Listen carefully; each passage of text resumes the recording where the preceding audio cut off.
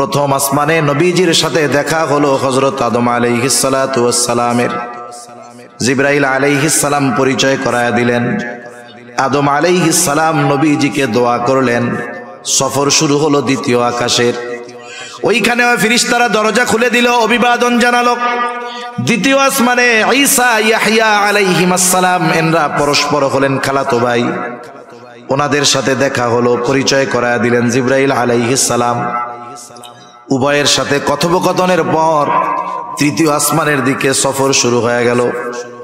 এইবার তৃতীয় আসমানে ফেরেশতারা দরজা খুলল, অভিবাদন জানাইলো, স্বাগতম জানাইলো। তৃতীয় আসমানে রাসূল আকরাম সাল্লাল্লাহু আলাইহি ওয়াসাল্লামের সাথে দেখা হলো ইউসুফ আলাইহিস সালামের। জিবরাইল আলাইহিস সালাম পরিচয় করায়া দিলেন। নবীজি দুনিয়ায় আয়েশা ইউসুফ আলাইহিস সালামের সৌন্দর্যের বর্ণনাও করেছেন। এইবার শুরু হয়ে গেল চতুর্থ আসমানের সফর। চতুর্থ আসমানের দরজা খুলে দেওয়া হলো, ফেরেশতারা নবীজিকে অভিবাদন জানাইলেন। এরপরে চতুর্থ আসমানে দেখা হয়ে গেল ইদ্রিস আলাইহিস সালামের সাথে। জিবরাইল আলাইহিস সালাম পরিচয় করায়া দিলেন। ইদ্রিস আলাইহিস সালাম অন্যান্য নবীদের মতো দোয়া করলেন। সফর শুরু হয়ে গেল পঞ্চম আসমানের। দরজা খুলে দেওয়া হলো, ফেরেশতারা নবীজিকে অভিবাদন জানাইলেন। পঞ্চম আসমানে গিয়ে সাক্ষাৎ হলো মূসা হারুন আলাইহিস সালামের সাথে। হারুন আলাইহিস সালাতু ওয়াস সালাম তার সাথে পরিচয় হলো, দোয়া কইরা দিলেন। এইবার সফর শুরু হয়ে গেল ষষ্ঠ আকাশের। আকাশের দরজা খোলা হলো। ষষ্ঠ আকাশে মূসা আলাইহিস সালামের সাথে দেখা হলো। জিবরাইল আলাইহিস সালাতু ওয়াস সালাম পরিচয় করায়া দিলেন। এইবার সপ্ত আকাশের দিকে নবীজিকে নিয়ে জিবরাইল আলাইহিস সালাম রওনা হয়ে গেলেন। সপ্ত আকাশের দরজা খুলে দেওয়া হলো, ফেরেশতারা অভিবাদন জানাইলো। সপ্ত আসমানেই আছে বাইতুল মামুর, একেবারে আমাদের দুনিয়ার বাইতুল্লাহ যেই জায়গায়, ওই বরাবর সোজা সপ্ত আকাশের উপরে একটা মসজিদ আছে। ওই মসজিদের নাম হলো বাইতুল মামুর। সুবহানাল্লাযী আসরা বিআবদিহি লাইলাম মিনাল মাসজিদিল হারাম ইলাল মাসজিদিল আকসাল্লাযী বারাকনা হাওলাহু লিনুরিয়াহু মিন আয়াতিনা। আল্লাহ রাব্বুল আলামিন বলেন, পবিত্র মহিমান্বিত তিনি, পুত পবিত্র তিনি, যিনি তার বান্দাকে রাত্রিকালীন ভ্রমণ করিয়েছেন। ভ্রমণটা পুরা রাত্র ব্যাপী হয়েছে তা নয়, রাতের কিছু অংশে এই ভ্রমণটা সম্পূর্ণ হয়েছে। বিআবদিহি তার বান্দাকে। আল্লাহ রাব্বুল আলামিন আমার আপনার নবীজিকে বলতেছেন আমার বান্দা, আমার বান্দা। মনে রাখবেন, দুনিয়ার মানুষের গোলাম যদি কেউ হয়ে যায় এতে তার সম্মান কমে যায়, কিন্তু কোন ব্যক্তি যদি আল্লাহর গোলাম হয়ে যায় তার মর্যাদা সম্মান আরো বেড়ে যায়। দুনিয়ার কেউ যদি আমার আপনার ব্যাপারে বলে এটা আমার গোলাম, তাহলে ইজ্জত সম্মান থাকবো। কিন্তু আল্লাহ তাআলা যদি কাউকে বলে আমার গোলাম, আমার গোলাম, আমার বান্দা, তার সম্মান মর্যাদা কত উঁচু পর্যায়ের এটা বোঝা যায়। কারণ ঈসা আলাইহিস সালাতু ওয়াস সালামকে ইহুদিরা বলতেছে এটা হলো আল্লাহর সন্তান, অপবাদ দিচ্ছে। ঈসা আলাইহিস সালাম মায়ের কোলে কি জবাব দিছে? খ্রিস্টানেরা বলে ঈসা হলো আল্লাহর সন্তান, আর ঈসা আলাইহিস সালাম বলেন ইন্নী আবদুল্লাহ আতানিয়াল কিতাবা ওয়া জাআলানি নাবিয়্যা। বলে আমি হলাম আল্লাহর বান্দা। ইন্নী আবদুল্লাহ, কার বান্দা? আমি আল্লাহর বান্দা। যারা পরিপূর্ণ গোলাম হয় এরা দামি। গোলাম মানে কি জানেন? গোলাম মানে হইল যার ইচ্ছাটাও নিজের ইচ্ছায় চলবে না। আমার ইচ্ছাটাও হবে কার ইচ্ছাধীন? আল্লাহর ইচ্ছাধীন। এটা হলো আসল গোলাম। সে নিজেকে পরিপূর্ণ আল্লাহ তাআলার সামনে সমর্পণ করে দিবে, এর দাম বেশি। গোলাম হইলে দাম বেশি, আজাদ হইলেই যে দাম তা না। যেমন আকাশে এক ঝাঁক বক উড়ে যাইতেছে, বক, অনেকগুলা বক। এক বন্ধু আর এক বন্ধুকে বলতেছে, দোস্ত বকগুলা দেখছো? বলে হ্যাঁ দেখছি, খাইতে খুব মজা লাগে তো বকের গোশত। বলে তোমার কাছে এই আকাশে ওই জায়গায় 1000 খানিক বক হবে, তোমারে আমি বেচা দিলাম, এর দাম আমারে 500 টাকা দাও। 1000 বক সব তোমারে দিয়া দিলাম, আকাশে যেই কয়টা আছে। কোন বলদে 500 টাকা কেন, 5 টাকা দিব? 5 টাকা দিয়াও ওই আজাদ বক কিনবে না। আপনি যদি খাঁচায় বন্দি করে একটা বক নিয়ে আসেন, যে ধরো এটা 500 টাকা দাও, বাজারে উঠাবেন, দেখবেন সিরিয়ার লেগে যাবে। যদি বড় সড়ো হয় 1000 টাকা দিয়ে কেনার লোক পাওয়া যাবে।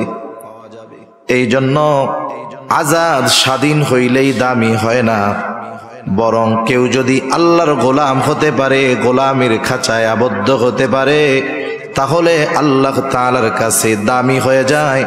দুনিয়া আখিরাতে আল্লাহ তাআলা তাকে দামি বানায়া দেয়।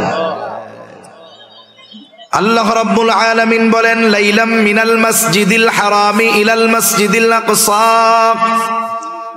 তার বান্দাকে তিনি রাত্রিকালীন সফর করিয়েছেন মসজিদুল হারাম থেকে মসজিদে আকসা পর্যন্ত। আমি দুইটা বিষয় মূলত আপনাদের খেদমতে কিছু কথা বলতে চাই। একটা হলো নবীজির মেরাজ সংক্রান্ত, দ্বিতীয়টা হলো মসজিদুল আকসা সংক্রান্ত। কারণ মেরাজের সাথে মসজিদুল আকসার সাথে বড় একটা সম্পর্ক আছে। আর এই সময়ে ফিলিস্তিনের মাজলুম মুসলমানদের উপরে ওই বর্বর ইসরায়েলিরা যেই জুলুম, অত্যাচার, নির্যাতন চালাচ্ছে, তাদেরও মূল টার্গেট হলো এই মসজিদুল আকসা। আমরা অনেক সময় ভাবি যে ইহুদিরা মনে হয় এই যুদ্ধটা করতেছে, অনেক উদ্দেশ্য আছে। না না, গোটা দুনিয়ার ইহুদিরা একজনের আগমনের অপেক্ষায় আছে। বলেন তো তার নাম আপনাদের জানা আছে? কি বলেন তো তার নাম? দাজ্জালের আগমনের অপেক্ষায় আছে। দাজ্জাল কখন আসবে? ওদের মন গড়া কিছু কাহিনী আছে, ঘটনা আছে, গল্প আছে, যেগুলো নিজেদের বানানো। ওরা একটা গল্প বানাইছে যে বর্তমান মসজিদুল আকসা, যেটা বাইতুল মুকাদ্দাস, মসজিদুল আকসা, এগুলো একটা থেকে আর একটা পৃথক না, এগুলো সব একসাথে। আপনারা যদি দেখে থাকেন দেখবেন মসজিদুল আকসা তথা বাইতুল মুকাদ্দাস 4 দিক দিয়ে দেওয়াল দিয়ে ঘেরা আছে। ওই পুরাটা জায়গা, ওর ভিতরে যতগুলো স্থাপনা আছে সব বাইতুল মুকাদ্দাস এর ভিতরে। যেটাকে আমরা মসজিদুল আকসা বলি চিনি নাম হিসাবে, ওইটাও বাইতুল মুকাদ্দাসের ভিতরে একটা জায়গা। এরপরে আমাদেরকে যেটা মসজিদুল আকসা হিসাবে দেখানো হয়, বিশাল সোনালী এক গম্বুজালা বড় স্থাপনা, এটা কিন্তু মূল মসজিদুল আকসা নয়। এটাকে বলা হয় ডোম অফ রক, কুব্বাতুস সাখরা। এটাকে বারবার আমাদের সামনে দেখানো হয়। অনেক মুসলমানের সন্তান মূল মসজিদ কোনটা ওইটা ওরা নিজেরাও জানে না, মূল স্থাপনা কোনটা। ওরা মনে করে ওইটাই মনে হয় মসজিদুল আকসা। না না, এটাকে বারবার আমাদের সামনে তুলে ধরার কারণ হলো মূলটা যেন আমরা ভুলে যাই। মূলটা কোথায় আছে দেখবেন ওই 4 দেয়ালের মধ্যেই, খেয়াল করলে এক কর্নারে এক পাশে ধূসর বর্ণের অ্যাশ কালারের একটা গম্বুজ দেখা যায়, একটা মসজিদ দেখা যায়। বিবর্ণ মনে হয় মসজিদটাকে, অথচ ওই মসজিদটা প্রত্যেকটা মুসলিম শাসক আসার পরে কোনো না কোনোভাবে ওই জায়গায় বরকতান তারা কাজ করছে স্বর্ণ দিয়ে।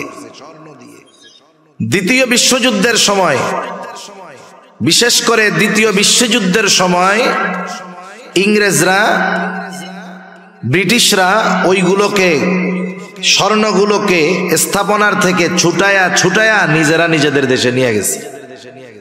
ইহুদিরাও সুযোগে সুযোগে কিছু নিয়ে ওইটাকে একবারে বিদীর্ণ বানায় ফেলছে। ইহুদিদের একটা ভ্রান্ত বিশ্বাস হলো ওই মসজিদটা সুলাইমানি অবকাঠামোর উপরে নির্মিত নয়। মানে সুলাইমান আলাইহিস সালাম যেমনে বানাইছে এই মসজিদটা ওইরকম না, ওইটা পরে বানানো হয়েছে। এই জন্য ওরা কি চায়, ওই মূল মসজিদটাকে ভেঙে ফেলতে চায়। ভেঙে ওইখানে সুলাইমানি অবকাঠামোতে থার্ড টেম্পল, তৃতীয় উপাসনালয় ওরা বানাতে চায়। কেন? ওদের বিশ্বাস হলো ওইখানে যখন থার্ড টেম্পল, তৃতীয় মন্দির বা উপাসনালয় বানানো হবে তখনই দাজ্জালের আগমন ঘটবে। এটা ওদের একটা ভ্রান্ত, বানোয়াট, ভুয়া আকীদা বিশ্বাস। যেমনটা ঘটছে বাবরি মসজিদের সাথে। বাবরি মসজিদ 500 বছর ওইখানে মসজিদ ছিল, আজান হয়েছে, নামাজ হয়েছে, সব হয়েছে। হঠাৎ করে এই 20 শতাব্দীর মাঝামাঝি ইংরেজদের থেকে দেশ বিভক্ত হওয়ার পরে একজন গুজব উঠাইছে বাবরি মসজিদের নিচে নাকি রাম মন্দির ছিল, ওইখানে মুসলমানেরা মসজিদ বানাইছে। কি হইল? যেখানে 500 বছর নামাজ হইছে, মসজিদ হইছে, আগে কেউ কোনো কথা বলে নাই। যখন বানানো হইছে কেউ কোনো কথা বলে নাই। বলতে পারেন হুজুর, মুসলিম শাসক বানিয়েছে, হিন্দুরা কথা বলতে কি সাহস পাবে? কেন পাবে না? যদি মুসলিমরা জালেম হতো, মুসলিম শাসকরা 800 বছর এই উপমহাদেশ মুসলমানেরা শাসন করেছে। মুসলিম শাসকরা যদি জালেম হতো, অত্যাচারী হতো, এই উপমহাদেশে 100 কোটি হিন্দু বসবাস করতে পারত না, সব নিশ্চিহ্ন করে দিত মুসলিম শাসকরা। অথচ ইতিহাসের পাতা খুললে দেখবেন সব সময় এই উপমহাদেশে হিন্দুদের সংখ্যা বেশি থেকেছে। এটা একটা বানোয়াট কথা। মূল কথা হলো ওরা কি চায়। উপমহাদেশে মোগল সাম্রাজ্যের প্রথম সম্রাট ছিলেন সম্রাট বাবর। ভালো একজন মানুষ ছিলেন উনি। মূলত যারা হিন্দুত্ববাদ প্রতিষ্ঠা করতে চায় ওরা গোটা ভারত থেকে, উপমহাদেশ থেকে মুসলমানদের স্থাপনা এবং মুসলমানদের নাম চিহ্ন এরা মুছে দিতে চায়। ঐতিহাসিক স্থাপনাগুলোর নাম পরিবর্তন করে ফেলতে চায়। আগ্রার তাজমহলের নাম পরিবর্তন করতে পারবে হয়তো, এরপরে দিল্লির কুতুব মিনারের নাম হয়তো পরিবর্তন করে ফেলতে পারবে, কিন্তু মসজিদের নাম তো আর রাম মসজিদ রাখতে পারবে না। পারবে? তাহলে বোঝা গেল এইটার নাম তো আর পরিবর্তন করা যাবে না। তাহলে এটাকে ভাঙতে হবে কেমনে? এখানে এক ধর্মীয় সিম্প্যাথির খেলা দেখাতে হবে। এই ধর্মীয় বিষয়টাকে কাজে লাগিয়ে ওরা ওখানে গুজব ছড়াইয়া দিল এর নিচে রাম মন্দির ছিল, মুসলমানরা জোর করে এই মসজিদ করেছে, সুতরাং এই মসজিদ রাখা যাবে না। এক সময় মসজিদ ভেঙে ফেললো, এই মামলা কোর্টে গেল, যা হবে তাই ম্যাচ ফিক্সিং করাইতো, কি হবে বলা বলে তো জানাই কথা। মুসলমানদের বিরুদ্ধে রায় দেওয়া হলো, মসজিদ ভেঙে 1 বছরের মধ্যে, 1.5 বছরের মধ্যে বিশাল রাম মন্দির হয়ে গেছে। কয়েকদিন আগে উদ্বোধন হয়েছে, একথা জানেন আপনারা? গত মাস, এই মাসের 22 তারিখে উদ্বোধন হয়ে গেছে। তাহলে এই বাবরি মসজিদ ভাঙা হয়েছে কেন? পুরো একটা গুজব, মিথ্যা, বিভ্রান্ত তথ্যের উপরে ভিত্তি করে। এই যে ইহুদিরা বলে যে এটা সুলাইমানি অবকাঠামো, মূল অবকাঠামো নয়, এটার ভাঙা আমরা ওই আগের মতো বানাবো। এটা বানাইলে কি হবে? ওদের বিশ্বাস এটা বানাতে পারলে দাজ্জালের আগমন ঘটবে। এখন যদি মসজিদ ভেঙে ফেলে তাহলে তো সমস্যা, মুসলিম উম্মাহ আরো বেশি ক্ষেপে উঠবে। এই জন্য প্রথম নজর সরিয়ে দিতে চায় আমাদের, আমরা যেন মনে করি ওই ডোম অফ রক এটাই হলো মূল মসজিদে আকসা। ওইটাকে আমরা ভুলে যাব। ধ্বংস কেমনে করবে? গ্রানাইট দিয়ে করবে? না না, তল দিয়ে সুড়ঙ্গ কেটে ওই স্থাপনার নিচে যখন গর্ত ফাঁকা হয়ে যাবে, এক সময় এমনেই মসজিদটা ডেবে যাবে, আর ওরা ওই জায়গায় ওদের সেই তথাকথিত থার্ড টেম্পল বানাবে। এটা হলো ইহুদিদের মূল টার্গেট। ফিলিস্তিনকে এমন ভাবে ওরা ঘিরে রাখছে, বহির্বিশ্বের কেউ এই কাজে বাধা দিতে পারবে না, কারণ যাওয়ার উপায় নাই। আপনার যত টাকা পয়সা থাক, আপনি মক্কা মদিনায় বারবার যাইতে পারবেন, কিন্তু মসজিদুল আকসায় একবার যাওয়া আপনার জন্য 1000 গুণ কঠিন হবে। এখন যাইতে পারে না কেউ, পূর্ণ নিয়ন্ত্রণ ইসরায়েলের কাছে। তা এখন বাধা কারা দিবে? যারা ওই ফিলিস্তিনের এরিয়ার মধ্যে আছে, যারা আওয়াজ তুলবে তাদেরকে শেষ করে ওই নির্মাণকে ভেঙে ওই জায়গায় থার্ড টেম্পল করতে হবে, এটাই ওদের মূল উদ্দেশ্য। এখন বলেন, ওরা যেই উদ্দেশ্য হাসিল করতে চায়, গোটা মুসলিম উম্মার দেহে এক বিন্দু রক্ত থাকা পর্যন্ত তাদের এই অপকর্ম সংগঠিত করার সুযোগ দেওয়া যাবে না। দেখবেন, মক্কা হলো বর্তমান দুনিয়ার সবচাইতে মর্যাদাপূর্ণ জায়গা। এই বাইতুল্লাহর ব্যাপারে ইহুদি খ্রিস্টান কোনোদিন বলবে না এটা আমাদের, এটা কোনোদিন বলবে না। মদিনার ব্যাপারেও ওরা বলবে না যে এটা আমাদের, কোনোদিন বলবে না। কিন্তু বাইতুল মুকাদ্দাস এটা এমন একটা জায়গা, এইখানের দাবিদার যেমন খ্রিস্টানেরা, এই জায়গার দাবিদার ইহুদিরা, এই জায়গার দাবিদার মুসলমানেরা। এবং ঐতিহাসিকভাবে বাস্তবতা হলো বাইতুল মুকাদ্দাসের সর্বোচ্চ অধিকার মুসলমানদের, এ ব্যাপারে কোনো সন্দেহ নাই। এজন্য মক্কা মদিনার পরে তৃতীয় পবিত্র স্থান হিসাবে প্রত্যেকটা মুসলমানের অন্তরে মসজিদুল আকসার মোহাব্বত, বাইতুল মুকাদ্দাসের মোহাব্বত থাকার দরকার আছে না নাই?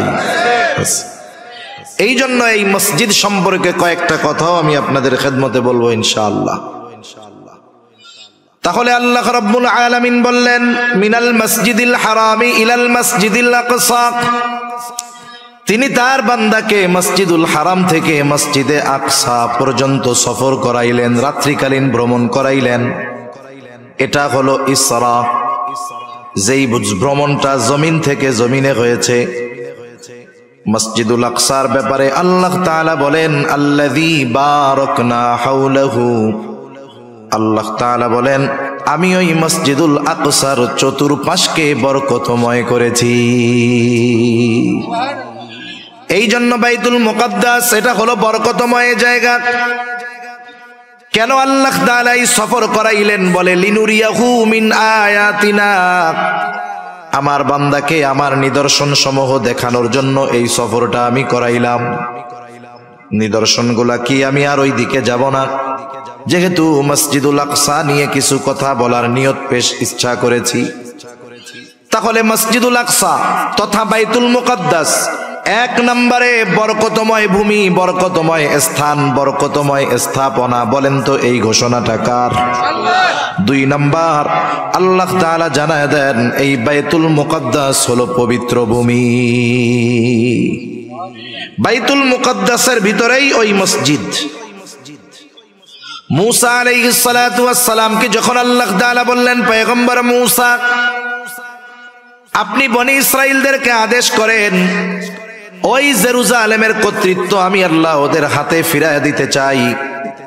ওইখানে একদল শক্তিশালী মানুষ, জেরুজালেমের কর্তৃত্ব যাদের হাতে, আমালিকা গোত্র, ওরা যদিও অনেক শক্তিশালী, ও পয়গম্বর আপনি আপনার উম্মতদেরকে বলেন তারা যেন ওই শহরের মধ্যে ঢুকে যায়, প্রবেশ করে, সামনের দিকে ছুটতে থাকে। ওই শত্রুরা যতই শক্তিশালী হোক না কেন, যেহেতু আমি আল্লাহ ওই ভূমির কর্তৃত্ব, মালিকানা তাদেরকে দিয়ে দিয়েছি, আপনার উম্মত শুধু বাইতুল মুকাদ্দাসের মধ্যে ঢুকবে আর সামনের দিকে অগ্রসর হবে। শত্রু যত শক্তিশালী হোক না কেন, তাদের বিরুদ্ধে আমি আল্লাহ তাদেরকে বিজয় দান করব। এই জন্য মুসা আলাইহিস সালাম ঘোষণা করলেন, ওনার কওমকে, সম্প্রদায়কে বলতেছে, ইয়া কওমি দখুলুল আরদাল মুকাদ্দাসাতাল্লাতী কাতাবাল্লাহু লাকুম ওয়ালা তারতাদ্দু আলা আদবারিকুম ফাতানকালিবু খাসিরিন। মুসা আলাইহিস সালাম বলেন, ও আমার সম্প্রদায়, তোমরা ওই পবিত্র ভূমির মধ্যে ঢুকে পড়ো, যেই ভূমির মালিকানা, যেই পবিত্র জমিনের মালিকানা আল্লাতী কাতাবাল্লাহু লাকুম, আল্লাহ তাআলা তোমাদের জন্য লিখে দিয়েছে। তোমরা শুধু ওই জমিনের মধ্যে, ওই শহরের মধ্যে ঢুকবা, সামনের দিকে অগ্রসর হবা, খবরদার পেছনের দিকে আসবা না। জয় তোমাদেরই হবে, তবে যদি পিছু হটো, ওয়ালা তারতাদ্দু আলা আদবারিকুম ফাতানকালিবু খাসিরিন, যদি পেছনের দিকে ফিরো, পিছু হটো, তাহলে ক্ষতিগ্রস্তদের অন্তর্ভুক্ত হয়ে যাইবা। আর যদি সামনের দিকে ছুটতে থাকো, ওই পবিত্র জমিনের মালিকানা তোমাদেরকে দিয়ে দিবে। আল্লাহ তাআলা কোরআনুল কারীমে জানায়া দিলেন, এই জমিনটা হলো পবিত্র জমিন, পবিত্র ভূমি। 3 নাম্বার, এই মসজিদের অন্যতম তথা বাইতুল মুকদ্দাসের অন্যতম বৈশিষ্ট্য হলো এটা মুসলমানদের প্রথম কিবলা। আব্দুল্লাহ ইবনে আব্বাস রাদিয়াল্লাহু তাআলা আনহু থেকে বর্ণিত, তিনি বলেন, কানা রাসূলুল্লাহ সাল্লাল্লাহু আলাইহি ওয়াসাল্লাম ইউসাল্লি ফি মক্কাতা নাহওয়া বাইতুল মুকদ্দাস ওয়াল কাবাতু বাইনা ইয়াদাইহি।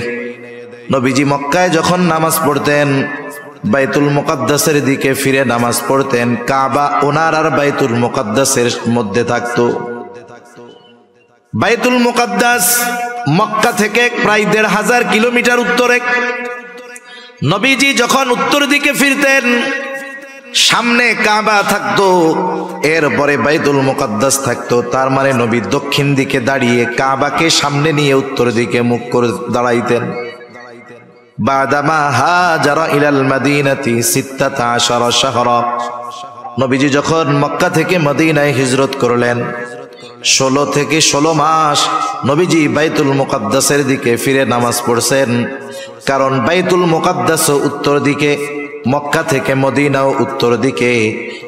নবীজি মক্কায় থেকে যখন বাইতুল মুকদ্দাসের দিকে ফিরতেন, কাবাকে সামনে রাখতে পারতেন, কিন্তু মদিনা থেকে যখন বাইতুল মুকদ্দাসের দিকে ফিরে নামাজ পড়লেন, ওই সময় কাবা সামনে নয় বরং পেছনে পড়ে গেল। 16 মাস নবীজি নামাজ পড়ছে। কয় মাস? 16 মাস। নবীজি মদিনায় হিজরত করে যাওয়ার পরে, গরম পানিটা আছে না, একটু পানি দিয়েন, গলা ব্যথাচ্ছে। নবীজি মদিনায় হিজরত করে যাওয়ার পরে মদিনায় ইহুদিদের প্রভাব ছিল, প্রভাব শেষ। নবীজিও বুঝতে পারছে ইহুদিদের প্রভাব প্রতিপত্তি শেষ। নবীজির অন্তরে তো এমনিই আশা যে কাবা যদি মুসলমানদের জন্য কিবলা হইতো কতই না ভালো হইতো। নবীজি একদিন নামাজ পড়তেছেন, নামাজের মধ্যে নবীজির ওই আশাটা অন্তরের মধ্যে অতিমাত্রায় জাগ্রত হলো। নামাজ পড়েন আর আকাশের দিকে নবীজি তাকান, মনের মধ্যে কি চায়, কোন আশা নিয়ে নবীজি আকাশের দিকে তাকায় বলেন তো? দুনিয়ার কেউ জানুক আর না জানুক, বুঝুক আর না বুঝুক, যিনি জানেন, যিনি বোঝেন, তিনি কে? আল্লাহ রাব্বুল আলামিন বলেন, ক্বাদ নারা তাকাল্লুবা ওয়াজহিকা ফিস সামা। আপনি যে বারবার আকাশের দিকে তাকান, আল্লাহ তাআলা বলেন আমি তো সেইটা দেখি। কেন তাকান তাও আল্লাহ তাআলা জানেন। এই জন্য আল্লাহ রাব্বুল আলামিন বলেন, ফালানুওয়াল্লিয়ান্নাকা কিবলাতান তারদাহা। আল্লাহ রাব্বুল আলামিন বলেন, ফালানুওয়াল্লিয়ান্নাকা কিবলাতান তারদাহা, আমি আপনার কিবলাকে পরিবর্তন করে দিব আপনি যেই দিকটাতে চান ওই দিকে। নবীজি চান, আশা করেন যে আমার মুসলমানদের কিবলা হবে বাইতুল্লাহ।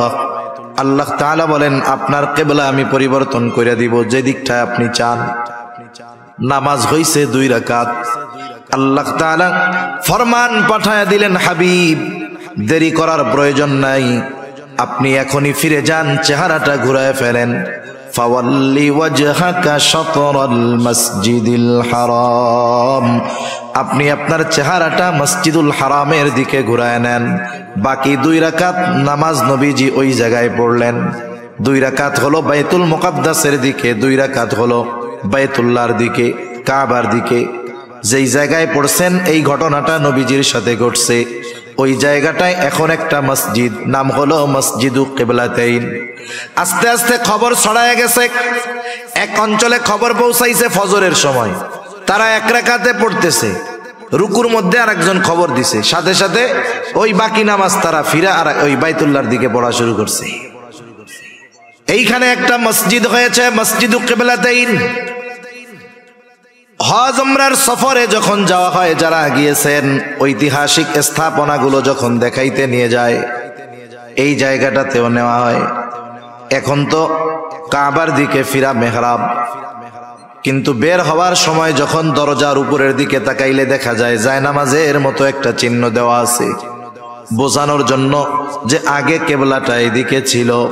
তাহলে এই বাইতুল মুকাদ্দাস মসজিদুল আকসা এর সাথে আমার আপনার নবীজির কমপক্ষে 16 মাসের ইবাদতের সম্পর্ক রয়েছে।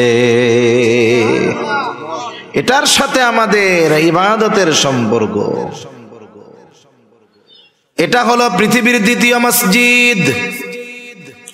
আবু যার গিফারি রাদিয়াল্লাহু তাআলা আনহু নবীজি সাল্লাল্লাহু আলাইহি ওয়াসাল্লামকে জিজ্ঞাসা করতেছেন, আইয়ু মসজিদিন উযিয়া ফিল আরদি আউওয়ালা, পৃথিবীর সর্বপ্রথম মসজিদ কোনটা? নবীজি বলেন, আল মসজিদুল হারাম। মসজিদুল হারাম হলো পৃথিবীর প্রথম মসজিদ। আল্লাহ তাআলাও বলেন, ইন্না আউওয়ালা বাইতিন মুদিআ লিন-নাস লাল্লাযী বিবাক্কাতা মুবারাকান ওয়া হুদাল লিল আলামিন। মানুষের জন্য এই পৃথিবীতে প্রথম ঘর যেটা বানানো হয়েছে মক্কায় অবস্থিত। দুইটা বিষয় হতে পারে, মুফাসসিরিনে কেরাম বলেন, একটা হলো মানুষের ঘর হোক আর ইবাদতের ঘর হোক, এই ঘরই প্রথম ঘর, এর আগে কোনো ঘর দুনিয়াতে ছিল না। দুই নাম্বার হতে পারে মানুষের ঘর হয়তো আগেই হয়েছে, কিন্তু এটা দুনিয়ায় ইবাদতের প্রথম ঘর, প্রথম মসজিদ। তাহলে পৃথিবীর প্রথম মসজিদ হলো মসজিদুল হারাম। এরপরে তিনি প্রশ্ন করতেছেন, সুম্মা আইয়ুন, এরপরে কোনটা?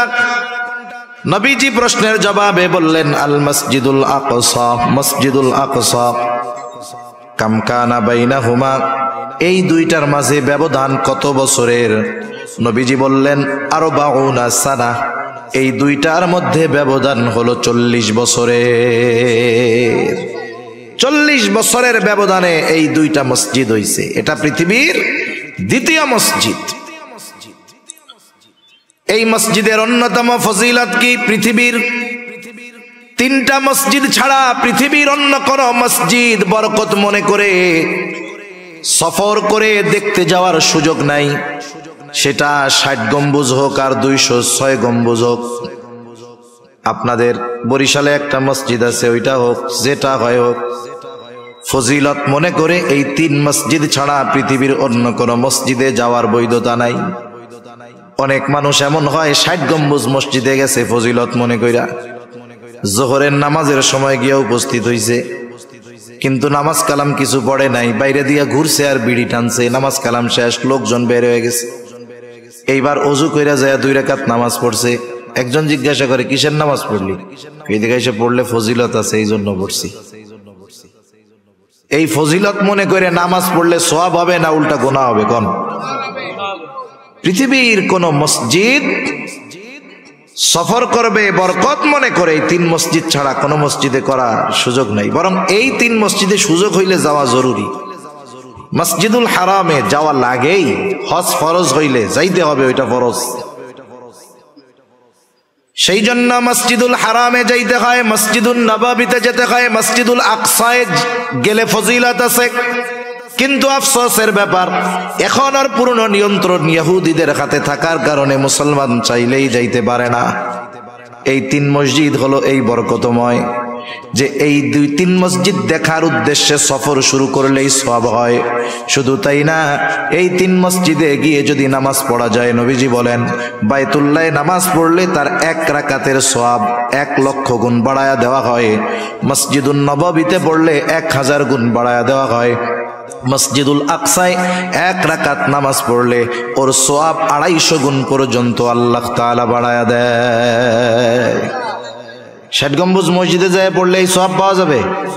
1 গুণ 2 গুণ হবে? কেউ যদি মনে করে তাহলে তার আরো গুনাহ হবে। শাহজালালের মাজারে যায় পড়লে হবে মনে হয়? পৃথিবীর আর কোন মসজিদ নাই। নবীজি আর এক হাদিসের মধ্যে বলেন, দাজ্জাল পৃথিবীর 4টা মসজিদে ঢুকতে পারবে না।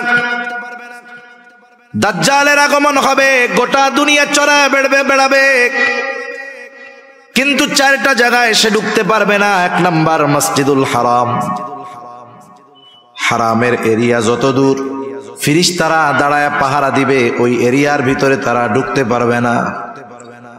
মসজিদুন নববী ওরও এরিয়া আছে, ওই এরিয়ার ভিতরে দাজ্জাল ঢুকতে পারবে না। মসজিদুল আকসা, এই বাইতুল মুকাদ্দাসের ওই এরিয়ার ভিতরে দাজ্জাল ঢুকতে পারবে না। আর একটা মসজিদ আছে মসজিদুত তুর, ওই মসজিদুত তুরের মধ্যেও দাজ্জাল ঢুকতে পারবে না। এই মসজিদের অন্যতম আর একটা বৈশিষ্ট্য হলো পৃথিবীর একমাত্র মসজিদ যেই জায়গায় আল্লাহ রাব্বুল আলামিন পৃথিবীর শুরু থেকে নিয়ে একেবারে আমার আপনার নবী পর্যন্ত সব নবীকে আল্লাহ তাআলা একত্রিত করেছেন।